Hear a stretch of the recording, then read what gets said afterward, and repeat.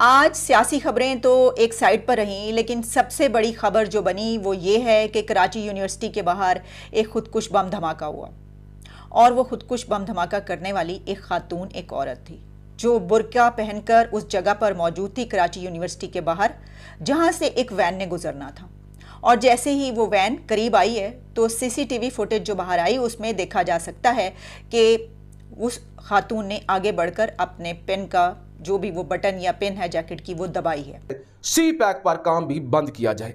अब जब आप चीनी शहरियों पर हमला करेंगे तो चीनी पाकिस्तान नहीं आएंगे, डरेंगे, दरारें बढ़ेंगी और आपके इख्तलाफात बढ़ेंगे। यूं पाकिस्तान और चीन आहिस्ता आहिस्ता दूर होता जाएगा। हाँ, ये दहशतगर्दी हम देख रहे थे कि कुछ दिन से बॉर्डर्स पर नज़र आ रही थी, वेस्टर्न बॉर्डर पर नज़र आ रही थी। अफ़गानिस्तान के अंदर से कहा जा रहा था कि वहाँ से दहशतगर्दी हो रही है और फ़ौजी जवान शहीद हो रहे थे, लेकिन अब बड़े शहरों की तरफ ये दहशतगर्दी बढ़ रही है। इस वाक़े के बाद ऐसे ही नज़र आ रहा है। साथियों, पाकिस्तानी फ़ौज ने और चीनियों ने जो है एक तरीके से, पूरी तरीके से हम कह सकते हैं कि मानसिक प्रताड़ित कर दिया था बलूचिस्तान के लोगों को।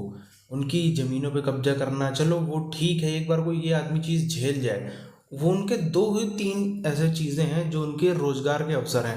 पहला तो इसमें आता है मछली पकड़ना, मछली पालन, और समुद्र के जो एरिया है कोस्टल बलूचिस्तान, वहाँ से मछली वगैरह पकड़ना, वो चाइना ने पूरी तरीके से कब्जा कर लिया।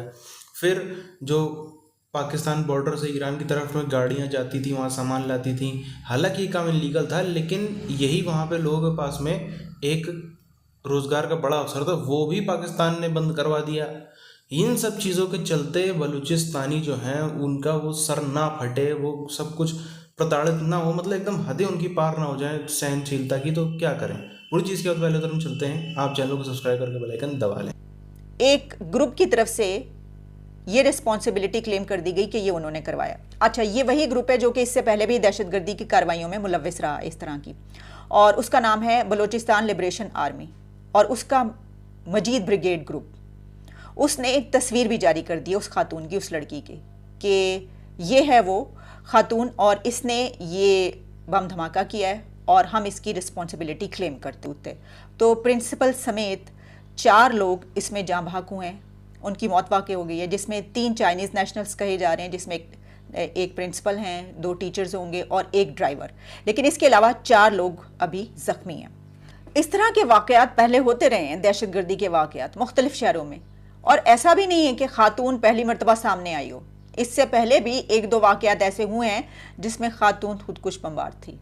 तो अब ये वाला ट्रेंड भी चल पड़ा है और मुख्तलिफ इस तरह के जो ग्रुप्स काम कर रहे हैं उन्होंने इसकी रिस्पॉन्सिबिलिटी भी क्लेम की हुई है पहले भी।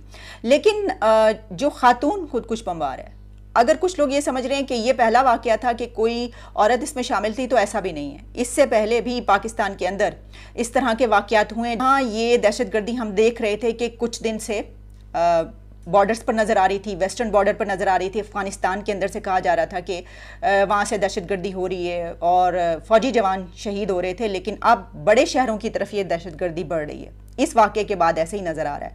अच्छा, ऐसा भी नहीं है कि उनकी जो सिक्योरिटी है वो इतनी अच्छी ना हो, क्योंकि जो वो वैन है उसके पीछे रेंजर्स भी आ रहे थे। तो ये इस तरह के वाक़यात रोकना बहुत मुश्किल होता है।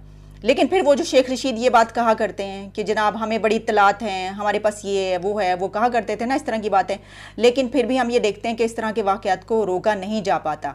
अच्छा, ये इसमें हमला तो चाइनीज़ पर है। अब पाकिस्तान और चाइनीज़ के जो हालात हैं वो अब कुछ इस हुकूमत के आने के बाद बेहतर हो रहे हैं।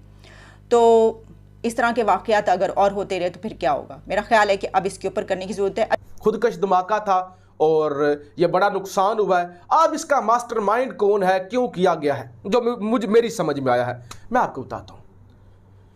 खान साहब की हुकूमत इसलिए हटाई गई कि वो प्रो चाइना थे, प्रो रशिया थे, मुल्क की आज़ादी की बात करते थे।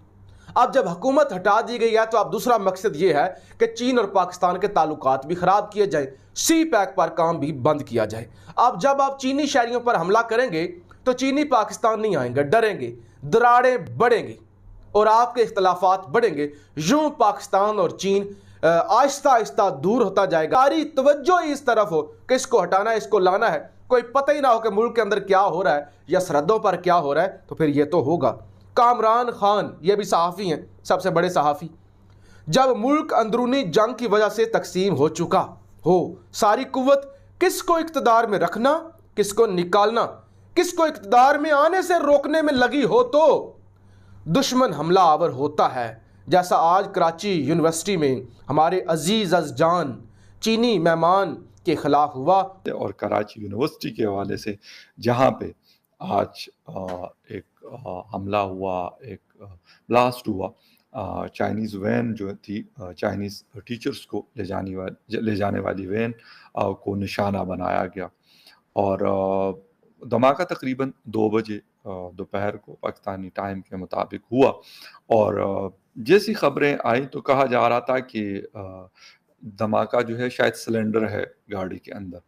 कुछ देर के बाद जो मेमन साहब है, पुलिस चीफ है कराची के, उन्होंने कहा कि लगता ऐसा है कि ये एक खुदकश हमला हुआ है।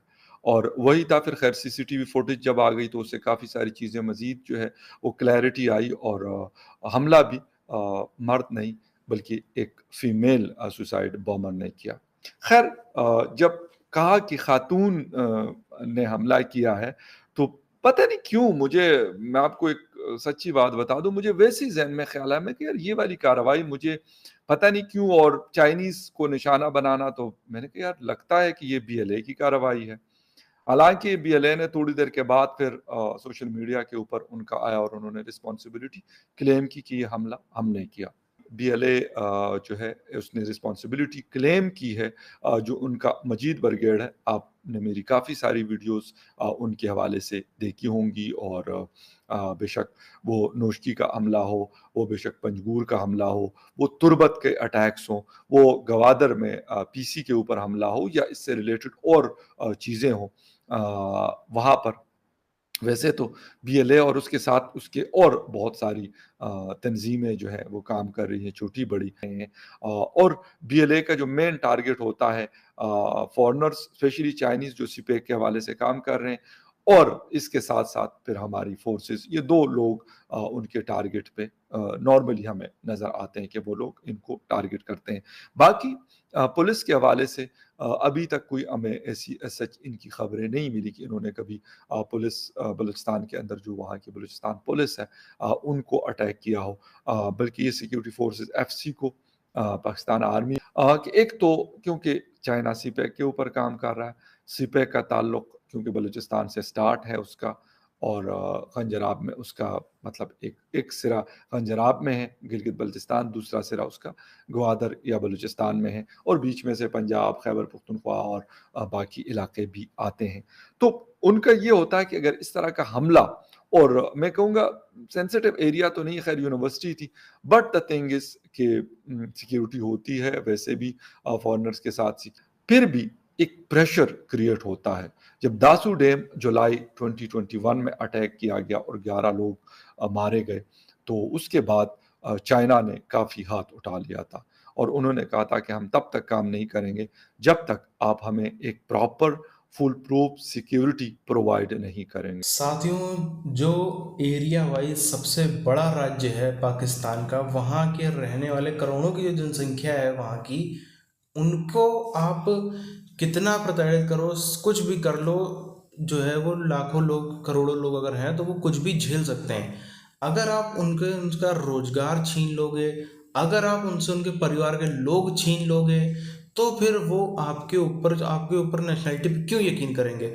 अगर किसी देश की फौज ही उसके लोगों के परिवार के लोगों को गायब कर देती है, आज किसी का भाई, किसी की बहन, किसी का फूफा, किसी का पिता, किसी का लड़का निकला था सड़क पे, फिर गायब हो गया, 2 दिन ढूंढा, 4 दिन ढूंढा, 6 दिन ढूंढा, 10 दिन ढूंढा, 20 दिन ढूंढा, 2 साल, 10 साल, 20 साल, वो कभी लौट कर ही नहीं आ रहा है। कहाँ से आएगा जब उसको पाकिस्तानी फौज ने गुलाम बना लिया है, या उसको बाकायदा काट कूट के उसकी किडनी बेच दी, आँख बेच दी, ये बेच दिया, वो कर दिया।